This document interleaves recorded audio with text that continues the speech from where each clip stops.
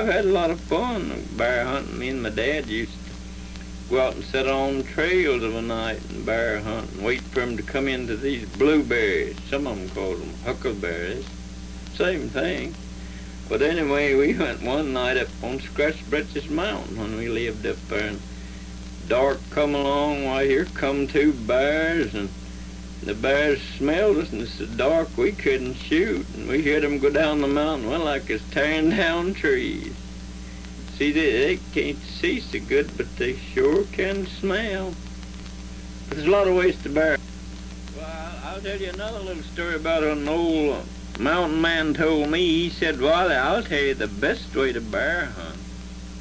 He said, get you about a half a gallon of moonshine and a half a gallon of this mountain honey. See, the bears are crazy about this mountain honey. And he said, mix it all up and take it out on a trail and stir it up. And he said, the bear will come 8 or 9. He said he had a cornfield and was coming in it and tearing down his corn, and said he'd go and watch, and said that wait so late in the night he couldn't see how to shoot 'em. Said he fixed up this here mountain dew or whatever you call it and honey and just set it right where it'd come over the fence. Said he went out one Sunday morning, said didn't even take his gun to see if the bear'd come about this honey. Big candy bucket. Poured it in. He said he went up and looked in the candy bucket and said, sure enough, all the honey in that moonshine is gone. And said he got to looking where it started down through his new ground. It's about half angle too on these steep mountains. And he said it got drunk and it started rolling, and said it just tore the corn down, and said he just followed, said went down to the bottom of the hill, and he followed on down and said laying in a fence corner, said just drunk as a fool. He said didn't have his gun. It was on Sunday morning. He said he got him a big stick and just bust his head. He told me, he said that's the easiest way to bear hunt, not to go out and sit up a night and so on. Said just put out some honey and mountain moonshine, said, and then kill them while it's drunk.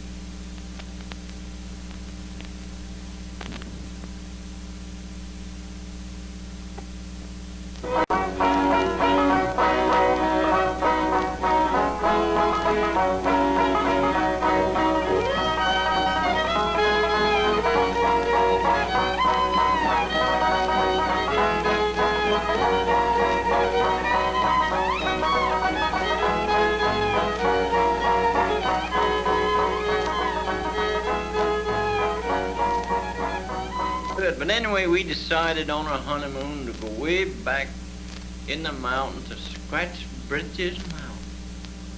My brother owned a place up there, I believe it's 200 or 300 acres. He said just go back and take over a little old log cabin, about an acre cleared, and always right back among the bears, bobcats, and so forth. Last house, 2 miles to our nearest neighbor.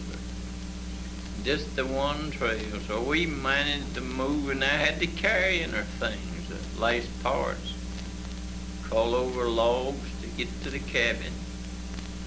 But anyway, we'd been there, and my dad would teach me how to find these wild bee trees. He'd give us some honey, because he had plenty at home, and I'd use a little of it and go out and catch the bees off of the flowers, and then which way they'd go, and then I'd follow them up and cut down the bee tree. Of course, now we was on our honeymoon, you know, and so we just had honey and more honey. But after about 3 or 4 weeks or a month or so, I don't really know just how long, but anyway, one day she said something to me that didn't sound very good, and I said, if you're going to talk that way to me, I'll just get my hat and I'll go to Dad down in Gatlinburg. And you can go wherever you want to. So I started out the door. I looked back and she sort of smiled and said, you ought to give me a lock of your hair before you leave me up here in these wild mountains. And so it made me a little madder, and I decided I'd ride on. I went on, I had to go by a cow barn. We'd managed to had a cow, and I had to pin her up at night in a cow barn to keep the bears from catching us so thick.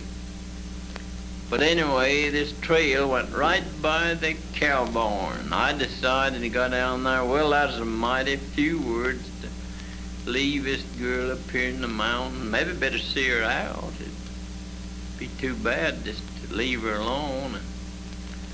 So I decided maybe I'd just fall in behind this barn and hide, and then I'd hear her coming directly. Everything was quiet and still, and so I got in there and behind the barn and right still. I couldn't hear a foot sound on the trail. I knew there wasn't no other way out. I waited for half an hour and on up to, well, you might say something like an hour, and I was getting tired, and I decided I'd walk around and peep around the corner and see if she was making any effort to come out. And when I looked around, why, she had her head stuck out the door and said, "I guess you better come back." And I said, "Well, I don't care if I do. I was just waiting for her to call me." So I went back, and I've been with her ever since. So these young people, when they get married, they should never pass up the cow barn. Yeah. Stop and think it over. Might save a lot of trouble. It worked with me and might work with other people. So a lot of older people now could take some of this. If they ain't got a barn, well, it might pay them to build one. Save a lot of trouble.